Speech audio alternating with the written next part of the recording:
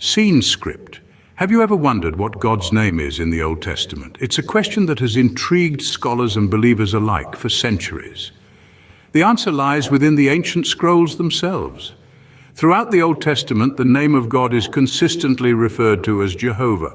Let's take a journey back to a key moment in biblical history, to the book of Genesis, chapter 22, verse 14.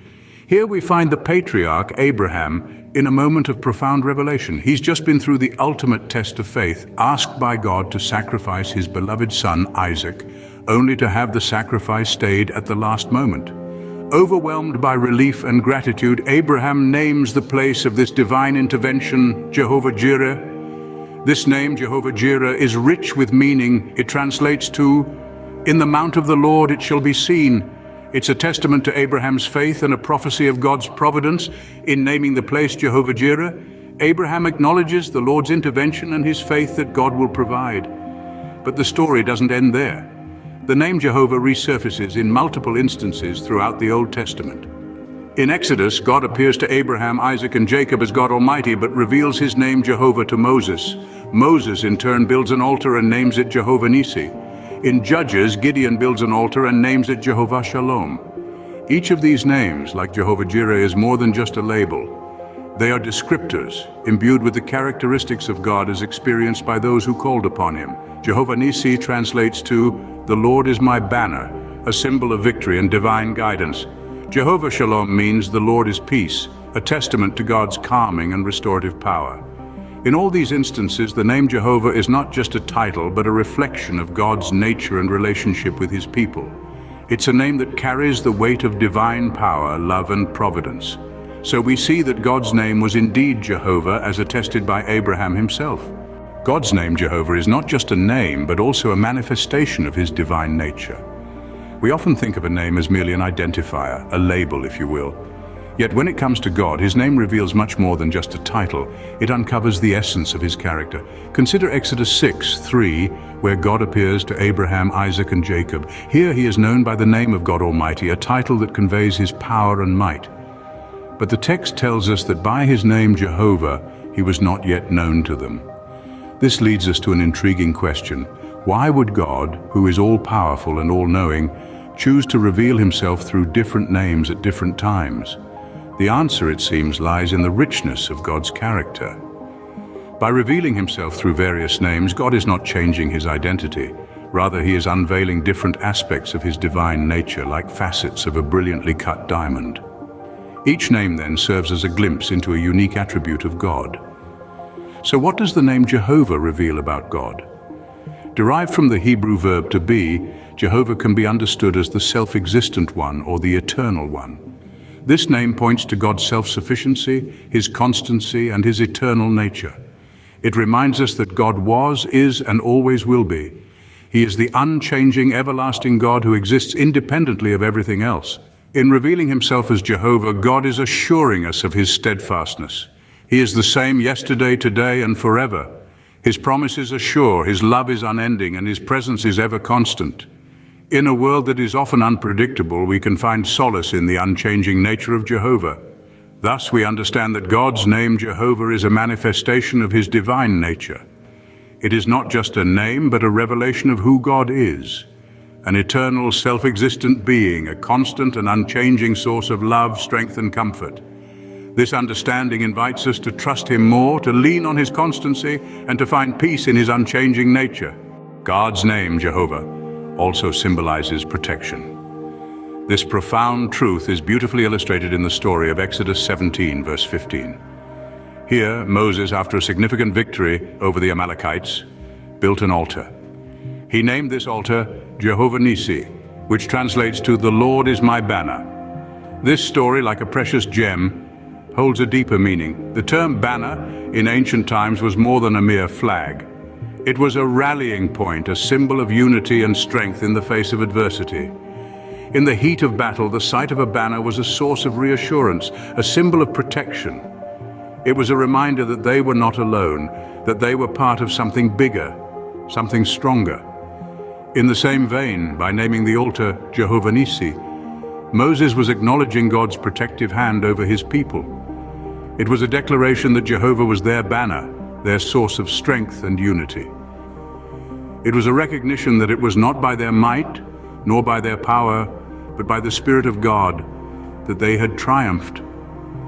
This name, Jehovah Nissi, serves as a reminder of God's protective nature, his commitment to safeguard his people. It echoes the promise found in Psalm 91 verse 4, where it says, "He will cover you with his feathers, and under his wings you will find refuge. His faithfulness will be your shield and rampart." God's name Jehovah, therefore, is not just a name. It is a declaration, a proclamation of his character. It is a symbol of his divine protection. As we navigate the storms of life, may we always remember that Jehovah is our banner. He is our protection, our shield, and our strength. He is the one who fights our battles, and in him we find our victory. Therefore, God's name Jehovah is also a symbol of divine protection. Remember this, embrace it, and let it be a source of comfort and reassurance in your journey. In Judges 6:24, we see another dimension of God's name, Jehovah. Here, Gideon, a man of humble origins, was chosen by God to deliver his people from oppression. Gideon built an altar after his divine encounter and named it Jehovah Shalom. Now, what does this name mean? It translates to "the Lord is peace." But what does it really signify? Let's dive a bit deeper. In a world often filled with chaos and uncertainty, peace is a sought-after sanctuary. In naming the altar Jehovah Shalom, Gideon was not only acknowledging God as the source of his peace, but also declaring that God himself is peace. This was a profound declaration, especially considering the tumultuous period Gideon and his people were living in. But what does this mean for us today? Just as Jehovah was a beacon of peace for Gideon, he is the same for us. In the midst of our trials, tribulations, and even the mundanity of our daily lives, Jehovah brings peace. He is not just a God who gives peace, but he is peace. His very nature and essence are peace. It's in his presence that we find tranquility, solace, and a quiet reassurance that no matter what happens, we are safe in his care. Jehovah Shalom is not just a name, but a promise. A promise that amidst the storms of life, there is a place of calm and rest. A promise that in the face of fear and uncertainty, there is assurance and stability. A promise that no matter how fierce the battle, victory is certain because Jehovah, our peace, is with us. So as we reflect on the name Jehovah Shalom, let's remember that our God is not just a God of power, might, and strength, but also a God of peace. A peace that surpasses all understanding. A peace that guards our hearts and minds. A peace that is not dependent on our circumstances, but is rooted in his unchanging nature. Indeed, Jehovah is not just a name, but also a symbol of peace. In the book of Isaiah, we see two powerful declarations of God's name, Jehovah. As we dive into the heart of Isaiah, we encounter a profound recognition of God's strength and salvation. Chapter 12, verse 2 reflects this beautifully. "Behold, God is my salvation. I will trust and not be afraid, for the Lord Jehovah is my strength and my song. He also is become my salvation." Here, Isaiah presents Jehovah as the embodiment of strength and the melody of joy, a song that resonates with courage and trust. This verse isn't merely a statement, but a testament to the power of faith. A proclamation that God isn't just a silent observer, but an active participant in our lives, providing strength in times of weakness and fear. Moving further into Isaiah, we encounter another powerful verse in chapter 26, verse 4. "Trust ye in the Lord forever, for in the Lord Jehovah is everlasting strength." This verse echoes the enduring strength of Jehovah, a strength that isn't fleeting or momentary, but everlasting. It encourages trust in God, not just for a season, but forever. The repetition of the word forever emphasizes the perpetuity of God's strength.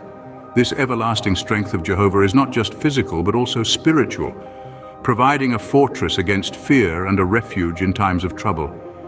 In these verses, Isaiah paints a vivid picture of Jehovah, portraying him not just as a God of power, but also as a God of enduring strength and salvation. He is the song in our hearts, the strength in our spirits, and the refuge in our storms. Thus, the name Jehovah is more than a title. It is an affirmation of God's everlasting power, a testament to his enduring strength, and a declaration of his unwavering commitment to our salvation. Thus, God's name Jehovah is not just a name, but a proclamation of his power and strength. This video was made possible by Michael Hopkins, founder of Jehovah's House of Saints Homeless Mission. For more inspiring stories and messages, visit us at jehovahsaint.com.